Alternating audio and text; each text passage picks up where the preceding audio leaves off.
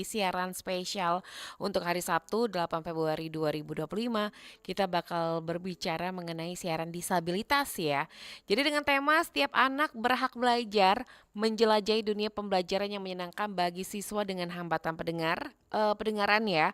Bersama Kaur Pendidikan YPAC Palembang, Kepala SLBB YPAC bersama Bapak Sri Hartono SPD MPD.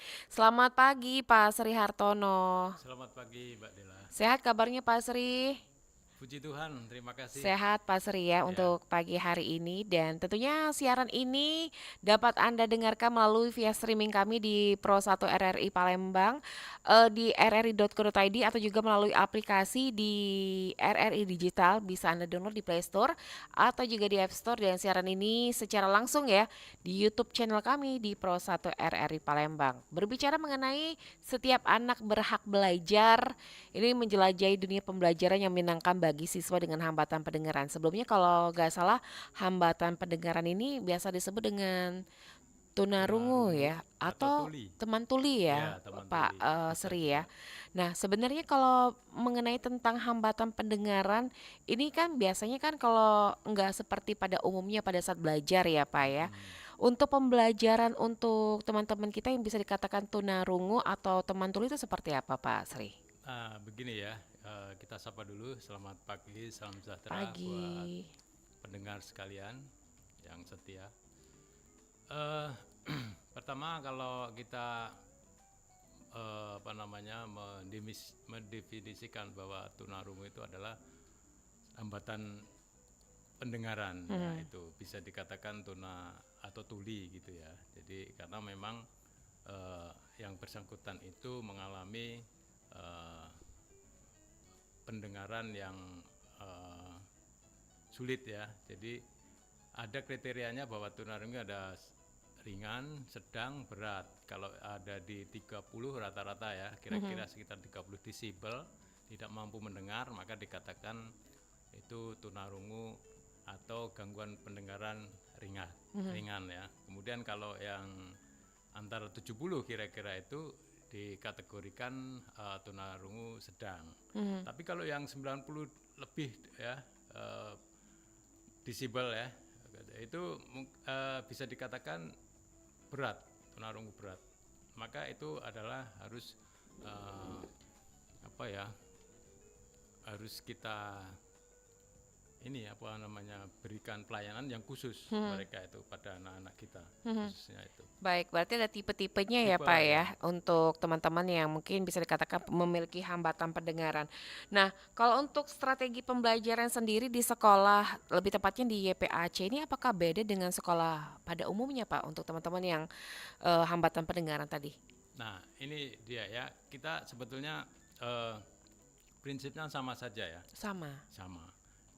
Kita bicara tentang ini dulu, bahwa hak untuk anak itu ya, bahwa kita setiap anak, setiap orang itu berhak untuk mendapatkan pendidikan itu dulu ya, yang Hmm. kita sampaikan itu sesuai dengan pasal 31 ayat 1, Ya. yaitu tertera di dalam Undang-Undang 45.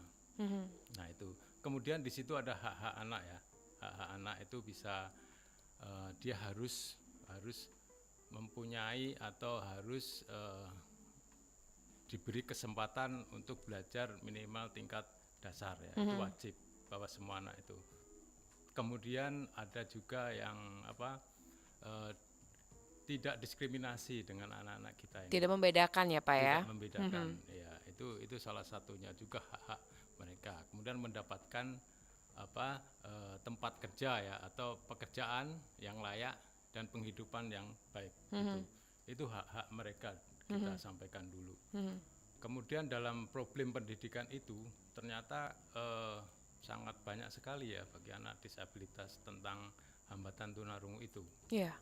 Nah, terutama dia di dalam menguasai bahasa itu jelas sekali. Mhm. Itu akan mengalami problem sehingga dia tidak mampu untuk berkomunikasi dengan teman-teman lainnya.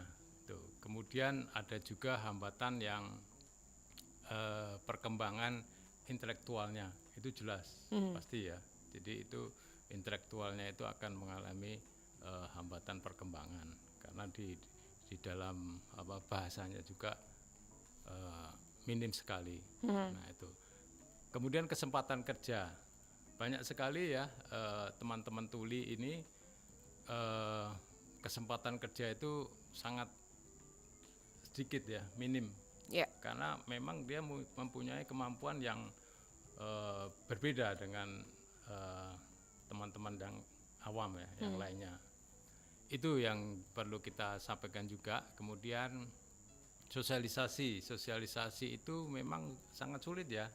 Itu jelas sekali sosialisasi. Kemudian hambatan emosi. Biasanya dia itu mempunyai sifat-sifat egois dengan teman-teman sebayanya gitu. Kemudian ada impulsifnya juga ketika dia belajar. Kemudian bisa mudah tersinggung karena keterbatasan bahasa tadi, apa yang disampaikan, apa yang diterima, dia akan mengalami hambatan di situ. Itu tunarungu ya, hambatan pendengaran. Nah itu. Bagaimana dengan pendidikannya ya di kita ya? Tentunya pendidikan di kita kita punya beberapa metode yang harus kita sampaikan. Banyak sekali metode. Seperti metode oral ya. Oral itu bisa kita menyampaikan dengan secara lisan. Lisan itu oral, itu bisa juga. Tetapi juga ada metode yang manual. Manual itu dengan bahasa isyarat. Itu bisa kita sampaikan. Kemudian juga ujaran itu membaca bibir. Gerak bibir ya. Bibir. Nah, itu juga termasuk bagian dari metode juga. Kemudian ada komunikasi total. Komunikasi total ini antara isyarat dan lisan. Nah ini yang kadang-kadang kita menggunakan metode itu. Yang terakhir adalah MMR ini, maternal reflektif. Nah di kita ini menggunakan metode maternal reflektif ya, yang digunakan di YPAC khususnya di anak-anak berkebutuhan khusus jenis tunarungu. Gitu. Jadi itu yang kita angkat untuk pembelajaran tunarungu. Baik, kalau untuk hambatan pendengaran sendiri, mungkin kita sebagai orang tua yang awam ya Pak ya, bisa ngebedain antara hambatan pendengaran sama speak delay itu ada beda juga nggak sih Pak? Speak delay itu sebetulnya mengalami itu sebenarnya ada jenis yang kalau di tunarungu itu speak delay itu kan sama saja, tapi dia bisa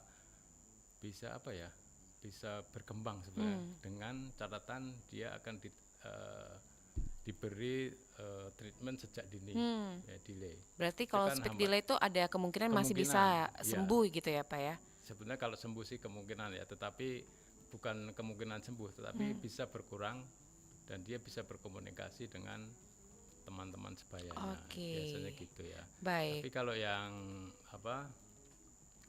tuli memang dari sejak lahir benar sampai dia dewasa, mungkin dia juga hanya bisa mampu untuk berbicara sesuai dengan kondisi tadi yang saya sampaikan. Ringan, keterbatasan tadi ya Pak ya? Ya, ringan, berat atau sedang. Kalau dia terlalu berat ya mungkin agak berbeda. Baik, tadi kan ada ringan, berat dan ringan, sedang dan berat Pak ya.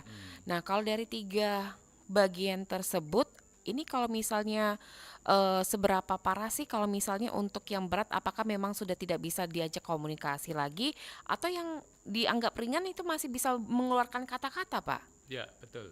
Jadi kalau kita definisikan dia sebetulnya berat ya, kan kita berdasarkan pada asesmen ya, asesmen atau dari catatan kedokteran medis ya, ini berapa hambatannya. Kalau dia berat tadi disampaikan oleh Mbak Dela, kemungkinan dia akan menggunakan bahasa isyarat. Yang jelas seperti itu. Tetapi kalau sebaliknya yang dia mempunyai hambatan yang ringan, dia bisa dibantu dengan alat bantu dengar. Ya, itu sangat membantu sekali di dalam dunia pendidikan untuk anak disabilitas tunarungu ini. Baik. ya. Baik, masih dalam metode pembelajaran, biasanya kalau teman-teman yang memiliki hambatan pendengaran, mereka tuh belajar apa aja sih, Pak? Itu sama dengan anak pada Oh, umumnya. matematika juga Iya, gitu iya ya, Mbak Pak ya? Dela. Iya, Mhm. matematika diajarkan. Terus bahasa, terutama bahasa ini, bahasa keterampilan ya, sama.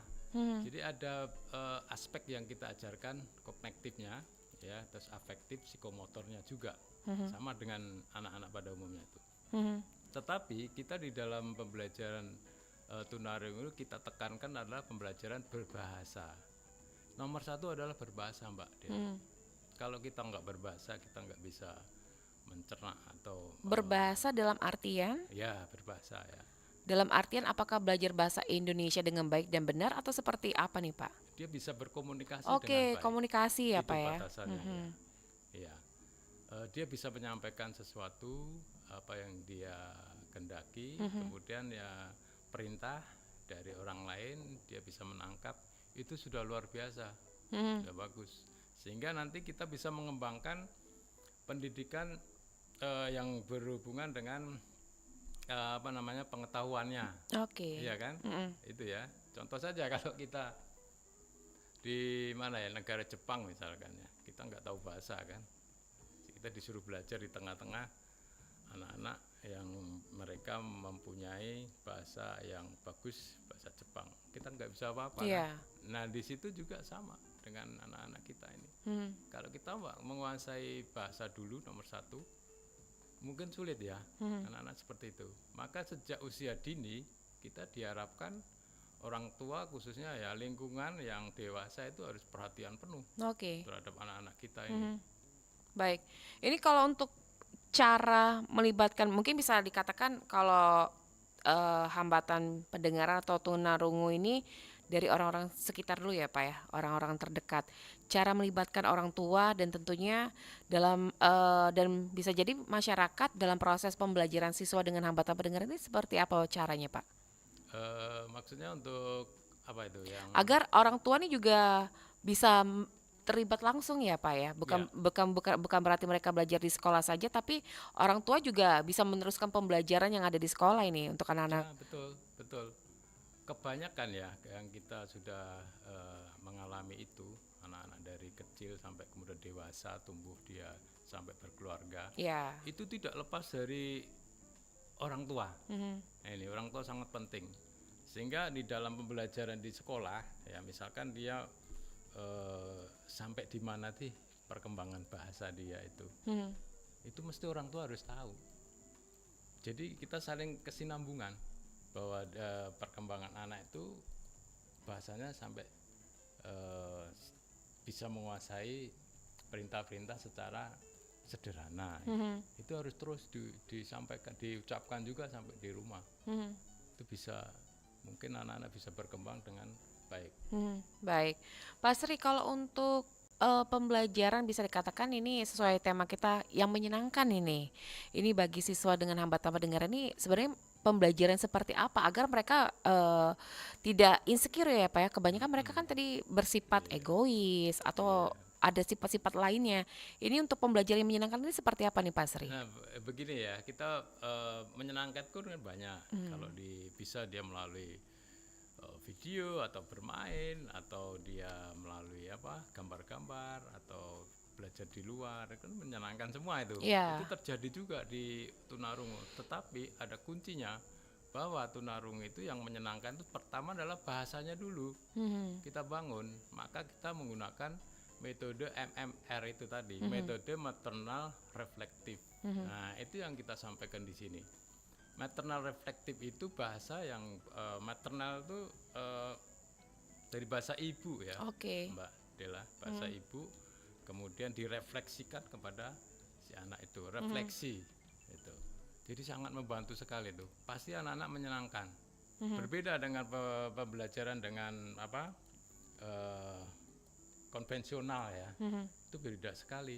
Kalau di kita kan satu jenis Mbak Dela di kelas itu Apa itu, Pak? tunarungu semua. Oke. Iya, Mhm. tapi beda dengan sekolah inklusi ya. Mhm. Nah, di kita ini untuk satu jenis pembelajarannya untuk jenis tunarungu. Nah itu tadi kita menggunakan metode maternal reflektif. Mhm. Itu sangat menyenangkan karena anak itu kita mulai belajar, si guru itu mulai belajar itu berdasarkan pada kemampuan anak dulu. Oke. Dia pada misalkan belajar di kelas ya, itu apa yang terjadi di kelas. Jadi kita tidak menyodorkan langsung materi, tetapi kita turuti dulu bahwa si anak itu, oh di kelas ini ada kejadian misalkan botolnya jatuh di kelas. Nah ini sebagai sumber belajar di kelas, anak-anak pasti senang. Botol jatuh itu bisa perbendaharaan katanya lebih dari 5 loh. Jatuhnya kayak lebih praktek ya Pak ya? Iya betul, botol ya kan, tumpah, kemudian ada airnya, itu Iya. kan sudah pembelajaran air. Kemudian ada lagi tersenggol, itu kayak apa, siswa nggak tahu. Nah itu tetap dikenalkan di dalam situasi yang apa ya namanya, konkret dulu, nyata.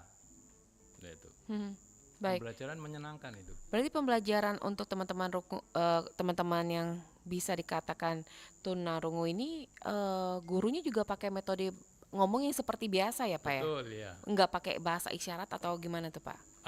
Kita menggunakan juga komtal tadi saya sampaikan pertama, komunikasi total. Kita Oke. bisa bahasa isyarat kalau dia memang tadi saya sampaikan dia mempunyai gangguan pendengaran berat, itu bisa dibantu dengan isyarat. Tapi kalau ringan kan bahasa bibirnya masih bisa dia. Oh, mereka Melihat. masih melihat. Iya. Oke. Makanya prinsipnya adalah apa, tatap muka kalau kita Oke. belajar dengan anak tunarungu. Seperti itu. Pak, tantangannya untuk mengajar anak-anak yang mempunyai hambatan pendengaran atau tunarungu ini apa sih Pak tantangannya Pak? Banyak sekali ya tantangannya itu. Satu ya, tantangan kita itu sebetulnya lingkungan keluarga, orang dewasa yang ada di sekitarnya. Kadang-kadang dia ini kan nggak memperhatikan, hanya diserahkan kepada sekolah saja. Iya. Dan memang pada lingkungan keluarga itu memang belum memahami bagaimana sih cara mengajarkan tentang anak-anak yang mempunyai hambatan pendengaran gitu kan. Itu kan memang masyarakat banyak sekali yang belum memahami itu. Nah, ini yang tantangan kita. Orang tua memang harus betul-betul peduli. Iya. Nah, itu pertama. Nah, yang kedua memang ya mungkin kalau di kita ini sarana ya, sarana itu kan mungkin mesti harus kita upayakan supaya lebih sesuai untuk pembelajaran di dalam bahasa anak-anak kita. Itu yang mungkin kita ini kan. Yang lain mungkin sama saja sih, nggak begitu ya. Baik. Baik Pak Sri, nanti kita lanjut lagi ya Pak ya untuk ngobrol-ngobrol tentang teman-teman kita yang mungkin yang sekarang sedang orang tuanya juga punya anak yang memiliki hambatan pendengaran. Boleh juga bergabung di WhatsApp ya di 082179279010 bersama Pak Sri Hartono SPD MPD. Ini Kaur Pendidikan YPAC Palembang, Kepala SLBB YPAC. Tetaplah bersama kami di Pro 1 RRI, kanal informasi dan inspirasi.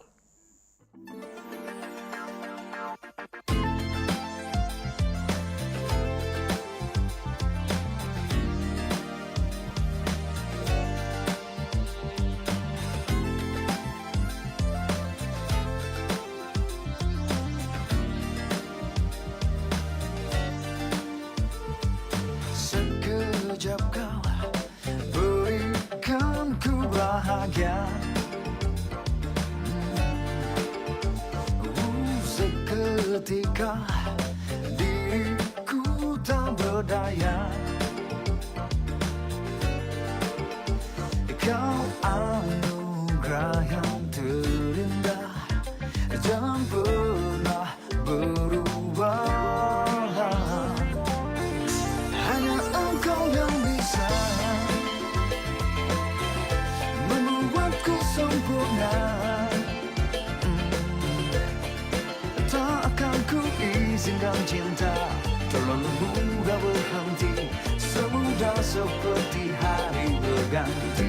Jangan pernah menyerah, meski cinta tak mudah. Apapun bersama kita berjanji menuju satu cinta yang abadi.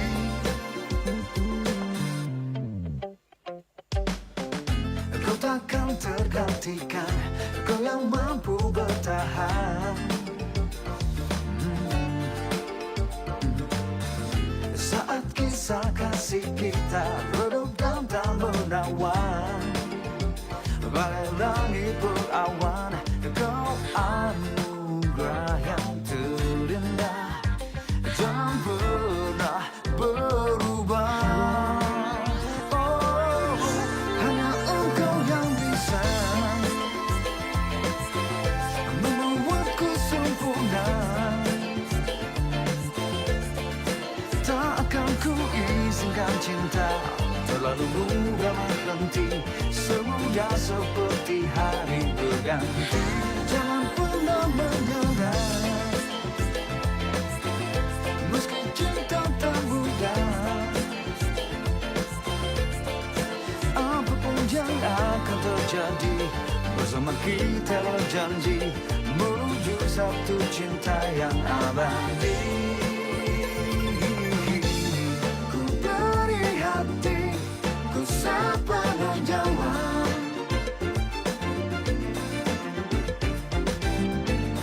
dengan cahaya yang indah terang terbuka sang mentari. Hanya engkau yang bisa membuatku sempurna. Tak akan ku izinkan cinta semudah seperti hari. Jangan pernah menyerah, meski cinta tak mudah. Apapun yang akan terjadi, bersama kita berjanji menuju satu cinta yang abadi. Keluargaku tanpa kau segan semuanya, meskipun tak ada yang salah, hanya sempurna.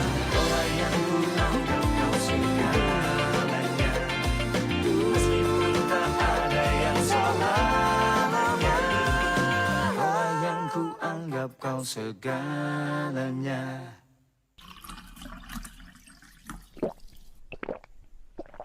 Apakah air mineral sama seperti air putih? Ternyata, walaupun wujud, warna, dan rasanya cenderung mirip, air mineral dan air putih tidaklah sama. Keduanya memiliki perbedaan dari segi sumber, proses, pengolahan, maupun kandungannya. Air putih didapatkan dari air sungai, danau, sumur, atau keran rumah. Harus direbus dulu karena terdapat bakteri dan parasit dari kotoran manusia atau kotoran hewan. Memiliki pH antara 5 sampai 7,5. Air mineral diambil dari mata air pegunungan vulkanik yang kaya akan mineral alami. Memiliki pH antara 6 sampai 8,5. Air putih memiliki kandungan natrium dan juga kalium. Sementara air mineral memiliki kandungan potasium, magnesium, elektrolit, dan juga sulfat. Jadi kalian lebih suka konsumsi air putih atau air mineral nih? Yang pasti keduanya sama-sama menyehatkan kok. Anda masih bersama kami di Pro 1 RRI, kanal informasi dan inspirasi, masih di program Disabilitas. Setiap anak berhak belajar, menjelajahi dunia pembelajaran yang menyenangkan bagi siswa dengan hambatan pendengaran ya. Masih bersama Kaur Pendidikan YPAC Palembang, Kepala SLBB YPAC Bapak Sri Hartono SPD MPD. Masih semangat Pak Sri ya? Siap, semangat ini. Pak Sri, kebanyakan orang tua ini masih menganggap tabu kalau punya anak yang memiliki kebutuhan khusus ya. Nah, banyak yang bilang daripada terlambat, lebih baik ya cepat-cepat segera diatasi gitu ya Pak ya. Sebenarnya untuk pembelajaran sekolah pendidikan untuk teman-teman yang memiliki hambatan pendengaran ini seberapa penting sih Pak? Oh itu buat bekal ya, itu untuk anak-anak kita ini itu sangat penting sekali Mbak Dela. Karena pendidikan ini kan utama ya. Iya. Jadi untuk mengembangkan intelektualnya dia melalui pendidikan ya kan, terus dia keterampilan juga dia tidak lepas dari pendidikan juga ya.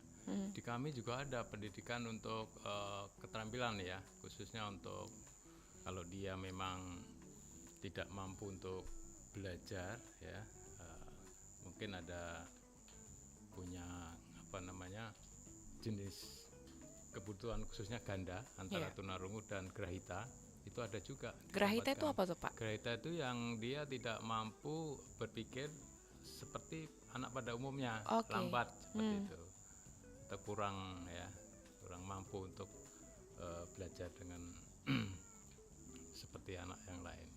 Tuh. Ada juga yang tunarungu, namanya ganda ya, tunarungu. Nah itu kita fokuskan ke dunia keterampilannya, pendidikan keterampilan. Tuh. Yang mungkin lebih lebih spesifiknya di situ, sesuai dengan karakter si anak itu, kemudian kemampuan dan kompetensinya. Itu memang penting ya, jadi dunianya seperti itu. Sangat kita harapkan sekali bahwa anak-anak disabilitas, khususnya semua ya disabilitas, memang harus belajar, harus bersekolah. Jangan sampai dirumahkan Iya. karena malu gitu kan, atau mungkin dibully, atau mungkin dijauhi oleh teman-temannya. Itu saya yakin kalau sebagai orang tua berani untuk menyekolahkan, itu akan lebih baik untuk masa depan si anak itu Biar lebih sendiri. bisa mandiri ya, Iya, Pak ya. betul itu. Baik, Pak, kalau untuk hambatan pendengaran atau tunarungu nih otomatis mereka tidak bisa mendengar ya Pak ya. Apakah juga ada teman-teman yang tidak bisa mendengar tapi bisa berbicara Pak? Wah itu sulit ya. Sulit ya Pak ya? Berarti itu udah satu, kayak misalnya tunanetra Pak ya. Iya. Tunanetra kan walaupun nggak bisa melihat mereka masih bisa berbicara Pak. Tapi kalau untuk tunarungu itu udah satu kesatuan ya Pak ya? Iya. Atau seperti apa? Karena seperti gini ya, Mbak Dela, ketika kita melihat anak bayi yang baru lahir, Iya. ya kan, cobalah dia kalau dia ditutupi telinga pasti tidak dapat bahasa yang baik, ya kan. Itu sampai dia perkembangan tidak pernah mendengarkan satu bahasa atau simbol bahasa, itu pasti dia akan mengalami kesulitan dalam berbicara dengan baik. Gitu. Baik. Nah ini untuk orang tua sendiri nih Pak, biar mengubah mindset pikirannya, ya anak-anak berkebutuhan khusus di rumah aja deh, nggak usah belajar. Agar menghilangkan paradigma tersebut, apa yang harus dilakukan oleh orang tua biar kedepannya, ya namanya orang tua kan nggak selamanya ada di kita ya Pak ya, Betul. agar teman-teman kita yang disabilitas atau berkebutuhan khusus ini bisa mandiri seperti Bapak tadi katakan Pak. Iya benar. Jadi orang tua memang banyak sekali yang problemnya kan di masyarakat kita kan Malu belum, ya, Pak ya? iya, belum apa ya, Terbuka. ya belum terbuka bahwa anaknya itu punya apa hambatan atau disabilitas ya, sehingga dia apa ogah, tidak beruntung kalau kita sekolahkan. Lebih baik kita menyekolahkan kakaknya atau adiknya yang dia lebih bisa mengikuti pelajaran dengan baik ya. Kan tidak ada untungnya kalau menyekolahkan si anak yang disabilitas ini. Itu kebanyakan seperti itu Mbak Dela. Di kami itu banyak sekali yang tiba-tiba ternyata baru tahu ini Pak ada sekolah untuk anak-anak disabilitas. Itu ada juga yang sudah sekolah di sekolah umum kelas 4 balik lagi ke tempat kami mendaftarkan. Nah ini dia, Baik. kadang-kadang informasi yang kurang. Berarti orang tua ini harus bukan hanya diam ya Pak ya, tapi harus mencari informasi yang terbaik untuk anak-anaknya yang memiliki kebutuhan khusus ya Pak ya. Betul, ya. Pak, kalau dari pendidikan sendiri, cara pendekatan pengajar, guru ya Pak ya, kepada teman-temannya berkebutuhan khusus ini seperti apa sih Pak? Pertama itu ya kita menyenangkan itu karena ada hubungan guru dan siswa, ya kan, itu harus tanpa ada paksaan atau mungkin tekanan ya, dalam pembelajaran itu harus dikuasai dulu oleh guru. Hati yang tulus ya untuk anak-anak kita itu akan dirasakan oleh si siswa, si anak itu. Ketika gurunya nggak memberi pelajaran di kelas, dia dengan emosi, kemudian tidak tulus, itu anak-anak merasakan loh Mbak. Oke. Iya betul itu, sehingga nggak akan menerima apa yang diajarkan dia, sehingga akhirnya tujuan pembelajaran nggak tercapai. Itu banyak sekali yang seperti itu. Pemahaman guru itu juga mesti harus belajar ini. Itu berarti pendekatan pendidikan inklusif ternyata juga bisa dapat membantu meningkatkan kualitas pendidikan juga ya Pak ya? Betul, ini program pemerintah yang sudah kita jalankan ya. Kita harus ikuti juga. Namun kita harus perlu juga memberikan perbaikan terus, karena proses dalam di Indonesia kan baru menuju inklusi, sehingga kita tidak mempunyai sesuatu yang wah ini inklusinya bagus sekolah ini, belum, baru proses itu. Ya, banyak sekali yang harus kita Perbaiki. ya gitu.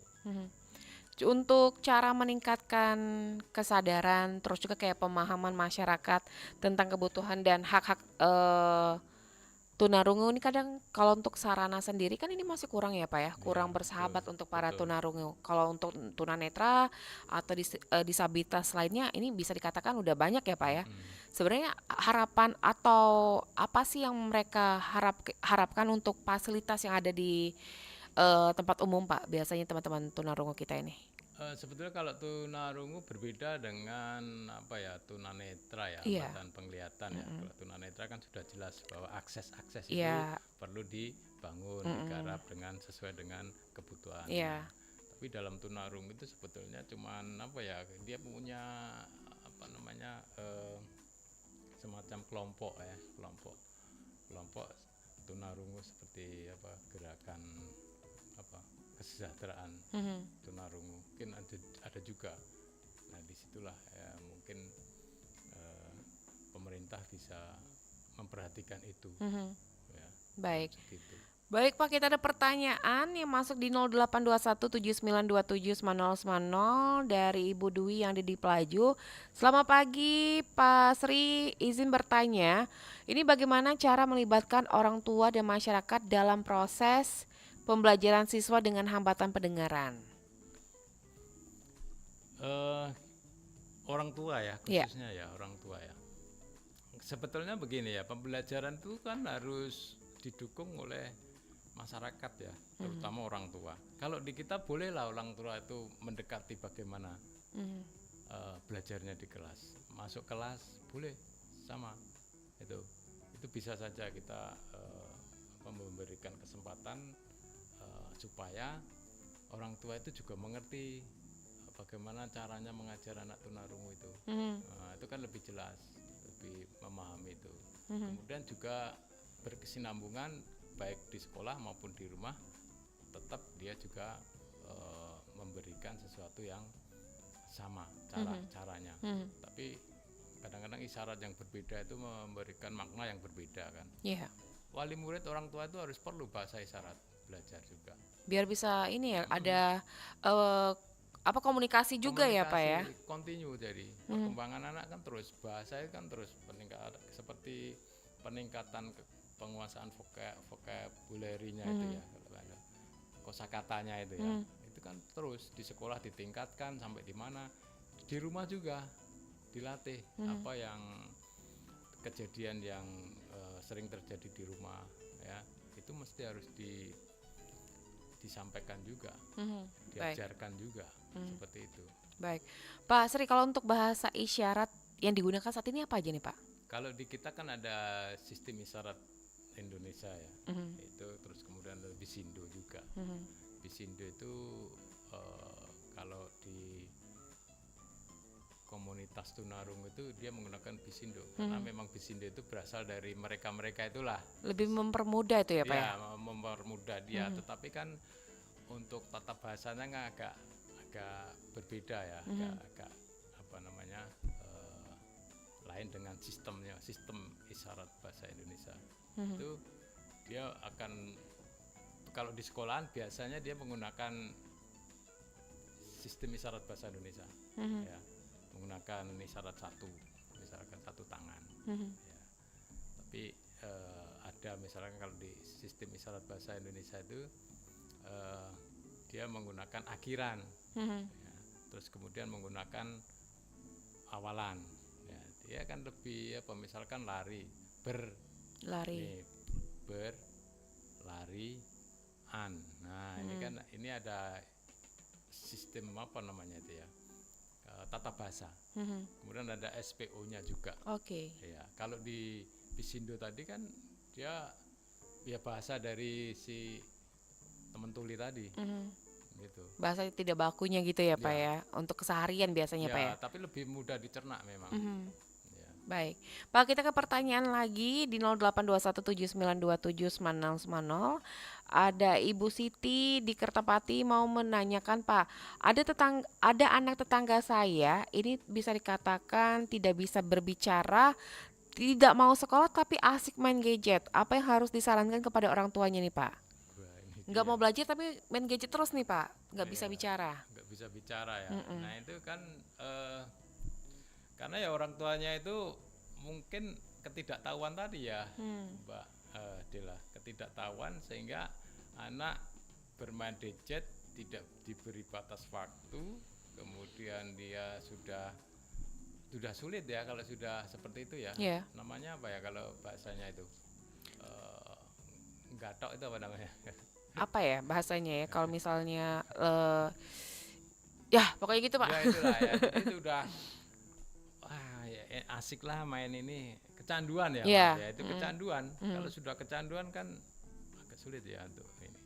Sebetulnya itu dari apa ya, sedikit demi sedikit kita bisa juga menghilangkan itu dengan cara apa? Kalau dia tunarungu, diajak saja, diajak ke sekolah tunarungu. Mereka akan ketemu dengan teman-temannya, sebayanya. Mereka pasti senang, aku yakin itu. Karena mungkin bisa Karena dia dikatakan satu sendiri. frekuensi ya, Pak ya. Iya, itu kuncinya di situ sebetulnya. Kalau anak di rumah malas, kemudian tidak mau mengerjakan sesuatu, itu kan ada tanda. Oh, berarti apakah dia tidak bisa bersosialisasi dengan yang lain? Ya kan, timbul pertanyaan itu kan. Maka ketika orang tua membawanya ke sekolah, mudah-mudahan dia akan bisa berubah. Bisa bersosialisasi juga Iya. ya, Pak ya. Ya itu. Baik, Pak Sri ada pertanyaan lagi di 082179279090. Ini nggak ada namanya. Selamat pagi Pak, izin bertanya, ini apakah ada terapi-terapi khusus untuk tuna wicara atau hambatan pendengaran? Apakah mereka yang bisa mengikuti terapi tersebut bisa berbicara kembali?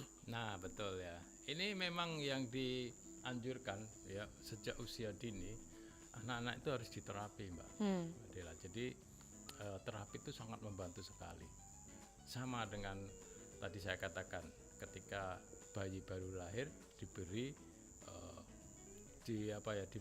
dimasuki bahasa sehingga dia mampu untuk berbahasa dengan baik. Nah, terapi wicara itu kan membangun organ bicara kita, ya, organ bicara siswa itu sehingga dia akan mengalami tidak kekakuan ya. Tapi kalau dia memang dia ada gangguan dari organ dalam Sarafnya bicaranya, ya, Pak ya? saraf atau organ bicaranya itu mungkin dia agak sulit ya, tetapi dia bisa mampu mengikuti Oke. dengan speak terapi tadi. Bisa diajar A, U, E, tapi dia mungkin tidak diharapkan seperti anak-anak yang pada umumnya ya, tapi dia ada suaranya, yang mana dia biasanya diam, kemudian suaranya cuma teriak-teriak saja, tapi dia ada bentuk, ada vokal suaranya kalau di speak therapy itu. Nah, kalau di YPAC ada artikulasi juga, Mbak. Artikulasi itu memberikan pelajaran tentang pembenahan huruf-huruf itu, pengenalan kata, terus supaya dia itu bisa bicara dengan baik sebetulnya ya. Minimal kan bisa mengikuti, bisa mengerti apa yang diomongkan, apa yang disampaikan itu. Kalau untuk hambatan pendengaran ini Pak, apakah untuk sistem pembelajaran di sekolah sama seperti sekolah biasanya kayak kelas 1 sampai kelas 6 atau kurun waktunya berbeda nih Pak? Sama ya. Sama ya Pak ya? Kurikulum kita juga mengacu pada kurikulum yang umum, tetapi kita sederhanakan atau kita sesuaikan. Nah, mungkin kalau di sekolah lain itu ada matematika, fisika, kimia dan sebagainya ya. Kalau Iya. di kita lebih ke bahasa yang saya sampaikan tadi, kita bangun bahasanya dulu, bahasa dulu. Kalau dia bisa berkomunikasi, nanti ilmu yang lain akan mudah dengan sendirinya. Kalau dia bisa berkomunikasi dengan baik. Baik, ada pertanyaan lagi nih Pak di 0821792790. Ada Ibu Novi di Kenten.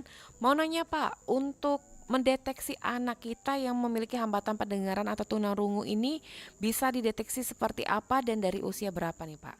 Sebetulnya seusia dini mungkin bisa. Ini Seperti kan dunia apa? medis ya, Ya, oh ya. deteksinya ya. Tapi kalau kami kan manual ya. Kalau dunia medis mungkin kedokteran, THT itu udah punya alatnya yang canggih itu. Ya, itu sudah bisa. Tapi kalau kita manual, kalau ketika anak itu kita tepuk-tepuk di depannya gini, Iya. tidak respon, ya berarti dia ada punya gangguan pendengaran. Kalau seandainya Enggak, ditepuk-tepuk kan enggak bisa merespon ya Pak ya, menoleh, dia melihat ya. matanya dia kan gerak-gerak gitu. Itu usia dini sudah bisa dideteksi itu.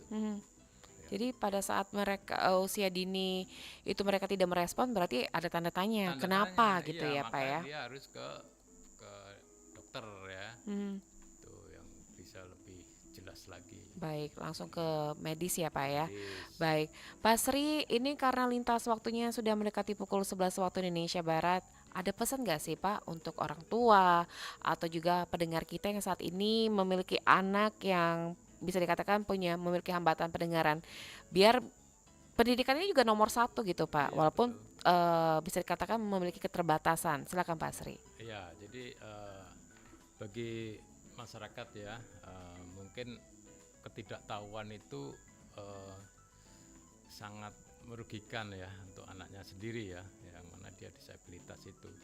Maka harapan saya supaya orang tua lebih care, kemudian lebih mencari informasi yang tepat. Ya, informasi yang tepat itu penting karena kadang-kadang informasi yang didapat itu malah keliru. Ya, masyarakat itu kadang-kadang seperti itu. Setelah dia anaknya tumbuh kembang menjadi dewasa atau sudah besar, dia baru tahu bahwa di sini tempatnya untuk pendidikan. Nah, ini yang sangat merugikan ya untuk masa depan anak-anak kita. Semua itu sangat merugikan itu. Ya, pesan saya seperti itu.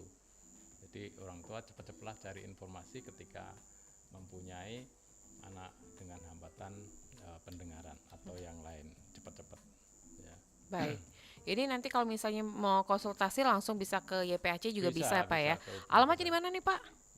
Jalan MR Sudarman, Ganda Subrata, nomor 2727. Nah nanti bisa Sukamaju. di Sukamaju ya. Atau, ya. Kalau misalnya mau nanya-nanya langsung Boleh. aja datang ke YPAC Palembang atau langsung bisa nemui Pak Sri Hartono Betul, ya ya. Pak ya untuk pembelajaran lebih lanjutnya ya.